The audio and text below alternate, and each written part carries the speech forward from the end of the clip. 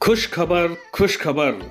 जुन्या पेन्शनप्रमाणे सुधारित राष्ट्रीय पेन्शन योजना लागू। आज मुख्यमंत्र्यांनी केली विधानसभेमध्ये याची घोषणा। तर नमस्कार मित्रमैत्रिणींनो, आज सर्व शासकीय कर्मचाऱ्यांसाठी अतिशय आनंदाची बातमी समोर आलेली आहे।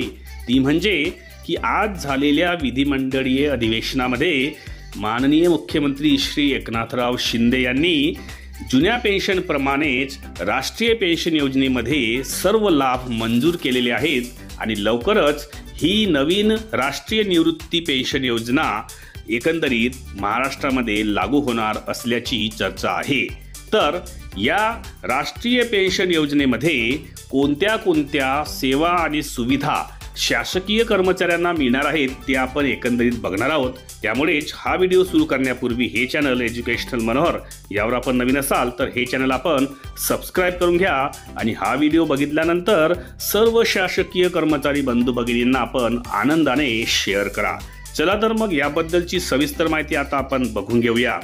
तर 1 नोव्हेंबर 2005 नंतर नियुक्त झालेल्या सरकारी निमसरकारी कर्मचारी शिक्षकेतर कर्मचाऱ्यांना जुन्या पेन्शन योजनेप्रमाणेच सुधारित राष्ट्रीय पेन्शन योजना लागू होणार अशा पद्धतीचं एकंदरीत हे राज्य सरकारी कर्मचारी मध्यवर्ती संघटना महाराष्ट्र यांचं हे एक प्रसिद्धी पत्रक आपल्या हाती लागलेलं आहे आणि यामध्ये सांगण्यात आलेलं आहे की कुटुंबालाही 60% कुटुंब निवृत्ती वेतन मिळणार।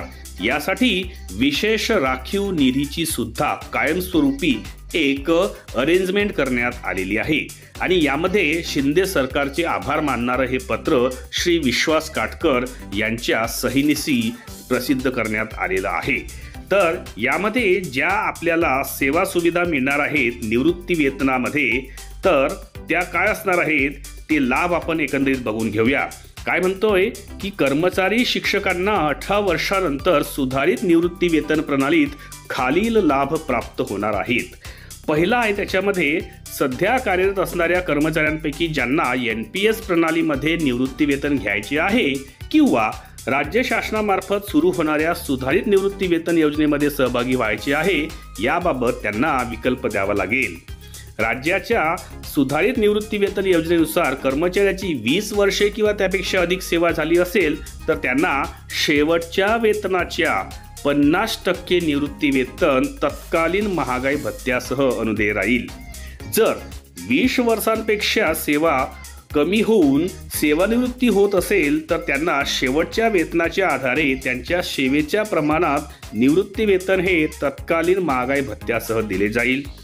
त्यानंतर आहे की सेवेत असताना जर कोणी निधन पावलं किंवा रुग्णता सेवानिवृत्त झालेल्या कर्मचाऱ्याच्या कुटुंबियास कुटुंब निवृत्ती वेतन हे मंजूर केले जाईल, तेही महागाई भत्त्यासह।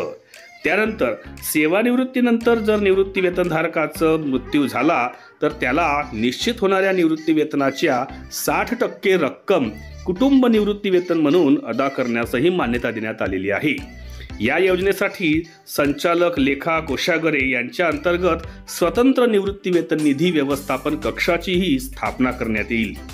ज्यांनी राजीनामा दिलेला आहे अशा कर्मचाऱ्यांना मात्र निवृत्ती वेतन हे अनुदेय राहणार नाही, फक्त राष्ट्रीय निवृत्ती वेतन प्रणाली अंतर्गतच सर्व लाभ हे अनुदेय राहतील। त्यामध्ये एक पॉइंट पुन्हा सांगितलेला आहे की राज्यातील सर्व स्थानिक स्वराज्य संस्था आणि राज्य सेवेतील कर्मचाऱ्यांनाही पेन्शनचा नवा पर्याय हा खुला असणार आहे।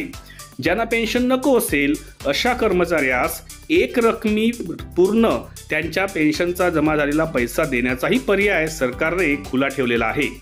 निवृत्त होणाऱ्या कर्मचाऱ्यांना सेवानिवृत्ती उपदानही मंजूर करण्यात आलेलं आहे।